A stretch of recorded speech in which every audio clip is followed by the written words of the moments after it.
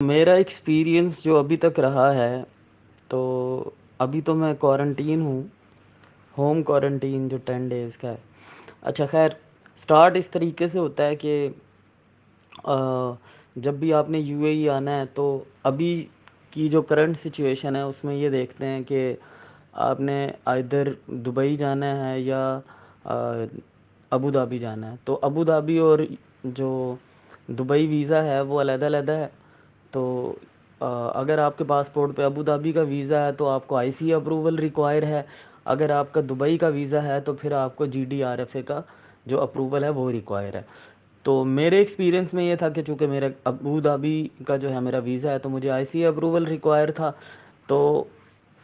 آنے سے پہلے آپ کو یہ چیک کرنا ہے کہ جی آپ کا آئی سی اپروول جو ہے وہ گرین سٹیٹس آ رہا ہے یا نہیں آ رہا۔ تو میرا خیال ہے جن لوگوں کے ویزا یا ان کی ڈیزگنیشن اچھی ہے تو ان کو فوراً آئی سی اپروول مل جاتا ہے۔ فار ایگزامپل میں سافٹ ویئر انجینئر ہوں تو میرا جو ہے وہ گرین سٹیٹس آ رہا تھا۔ تو یہ تھا۔ پھر اس کے علاوہ آنے سے پہلے آپ کو وہ جو کیا کہتے ہیں اس کو رجسٹر ارائیول کرنا ہوتا ہے۔ تو رجسٹر ارائیول کے وقت آپ کو یہ چیزیں ذہن میں رکھنی ہیں کہ آپ کو وہاں پہ جو آپشنل ڈاکومنٹس بھی ہیں وہ بھی آپ کو اپلوڈ کرنے ہیں۔ تو اگر جیسے ہی آپ آپشنل ڈاکومنٹس اور ان کی ساری چیزیں آپ پوری کر دیتے ہیں، جیسے پی سی آر کا جو ہے رزلٹ ریکوائر ہے، وہاں پہ ویکسینیشن سرٹیفکیٹ ریکوائر ہے، تو اگر آپ یہ ساری چیزیں ادھر پٹ کر دیتے ہیں تو پھر آپ کو کیو آر کوڈ مل جاتا ہے رجسٹر ارائیول کے بعد۔ اور سیکنڈلی اس میں یہ پروسیس ہے کہ ابو دھابی آنے کے لیے آپ کو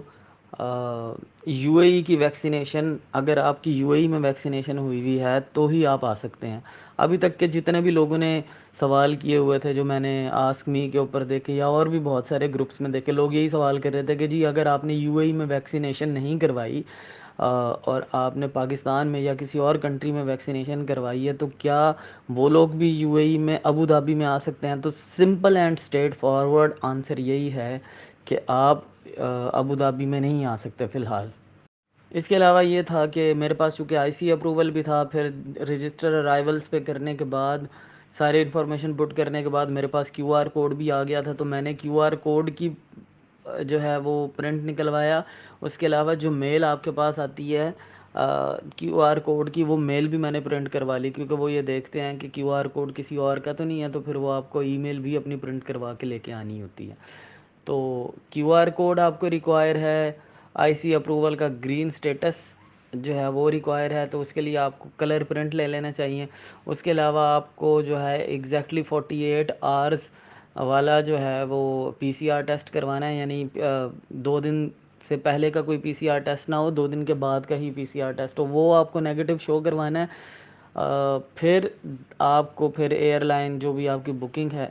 ان سے آپ کو کال کر کے پوچھ لینا ہے کہ بھائی پی سی آر جو آپ کا ٹیسٹ ہے وہ کون سی لیب کر رہی ہے۔ تو اس طرح کی انفارمیشن آپ کو ساری لے لینی۔ تو ایئر عربیہ کا میں نے ٹکٹ کروایا ہوا تھا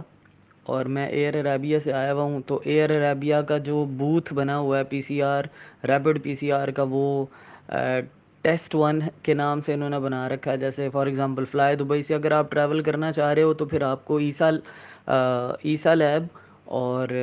ایکسل لیب کے ریپڈ پی سی آر ٹیسٹ کے لیے لیبز بنی ہوئی ہیں ایئرپورٹ ملتان ایئرپورٹ پہ۔ لیکن if you are suppose to travel from Air Arabia تو پھر ان کے لیے ٹیسٹ 1 کی لیبز بنی ہوئی ہیں، تو ان سے آپ ٹریول کر سکتے ہیں اور ان سے آپ ریپڈ پی سی آر کروا سکتے ہیں۔ تو میں نے ان سے ریپڈ پی سی آر کروایا، وہاں سے نیگیٹو ٹیسٹ آیا تو اس کی ہارڈ کاپی لی اور میں چلا گیا انٹرنیشنل ڈپارچر کے اوپر۔ تو ایئر عربیہ کا میں نے ٹکٹ کروایا ہوا تھا اور میں ایئر عربیہ سے آیا ہوا ہوں۔ تو ایئر عربیہ کا جو بوتھ بنا ہوا ہے پی سی آر، ریپڈ پی سی آر کا، وہ